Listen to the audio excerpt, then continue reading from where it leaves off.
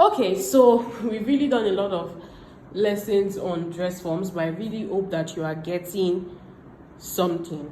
Okay, I hope that you are getting something. I hope that this course is beneficial to you. So please, if so far you have really gained a lot or you've gained something, please drop in the comment section and say, I find this lesson inspiring. I find this lesson inspiring. Okay, so now let's talk about some things you should look out for when buying dress forms. So we've talked about the size. Let me quickly also point out that there are some dress forms that come with these red lines, so they help to demarcate and help you identify some certain parts of the dress form. So for example, this is the waistline, this is the hip line, this is the bust line, this is the center front line. It also has at the back. This really helps you when you are draping. However, if you get a dress form that doesn't have this line, it is fine. You can do it by yourself. Okay, this, for example, this dress form, when it was bought, did not come with any line. I had to do this myself. I had to put this is a drape tape that you can get from Losodium as well, so you can put this yourself. It's just to outline the different areas, especially when you are draping. You need that. So even this, I didn't put this yet because I don't really need that line yet, but you see that this also comes with a line that helps you highlight the waistline. And then you can also see even some seam lines on the fabric that helps you know, oh, this is the center front, this is the panel lines. Then there's also another line on the underbust. Okay, so that's also good. When you look at this doesn't come with any line. You can do it yourself. This comes with a line, but really, whether it comes with a line or not, that really doesn't matter, because you can do it yourself. That is not a big deal. That is totally not a big deal. Okay, so another thing that I want to emphasize majorly on is the shape of the dress form. So I realized that a lot of people get carried away when they go to the store and then they see a certain type of dress form is fine, it's shapy, and they're like, oh, see the shape of this dress form, it looks so nice, no, I'm going for this dress one. I just smile, because of course the vendor might not tell you, but they are just selling. Sometimes the vendors don't know too, especially if the vendor is not a dressmaker. They might not know. They are just stocking up the dress forms. All dress form sizes are not realistic. What do I mean by they are not realistic? When you look at some dress forms, you want to ask yourself, can this be somebody's body shape?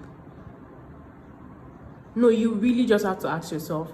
There are some dress forms that the shoulders are tilting forward. There's so many things you need to check. The shoulders are tilting forward. It obviously tells you that, do you have people whose shoulders are tilting forward? There are some that the bust area is just really flat. Some, the waist is very, very tiny. Yes, I know that there's some people whose waists are tiny, but it can't be tiny beyond this. This is where you have to cinch. You need to have something coming out here. This place can't go in too much. Okay? Some, the hip is very big and probably even flat in front.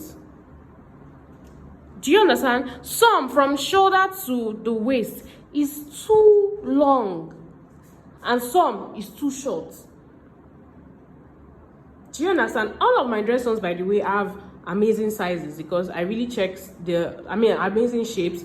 I really check out shapes before getting dress forms and see how well they really imitate the average human body. And because, again, I am in Nigeria, so I tend to want to look at, for example, this particular dress form. Remember I said that I really like this part that comes out a bit, because I know that the average plus size Nigerian woman has a little bit of bulge in front. Okay, they have a little bit of bulge. Even for the size 10, you realize that it's not too much. but this place doesn't go in flat because it's not realistic.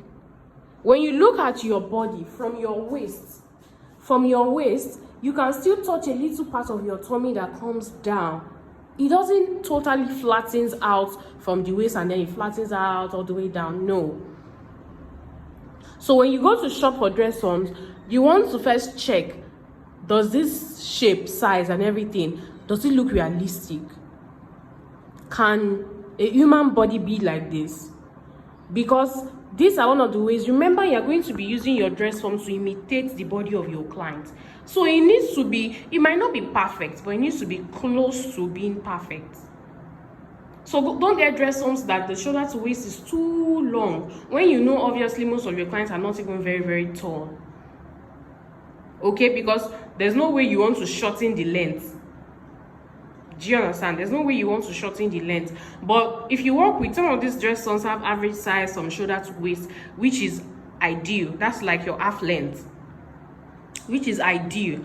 But when you're getting something very tall, because you feel, oh, this is fine, the waist is very tiny, the hip is big, so it will give me shape. You know, if you want to use that for display, then it's okay, because you're probably trying to imitate that. Oh, you work with shapy women, you know, and of course if you work with shapy women, you can go for that. But if you know that you work with people in their natural shape, please go for dress forms that have unique body, that have realistic body shapes. Okay, so I hope that you've learned one or two things from looking at the dress forms. Let me know if you have any questions. All right.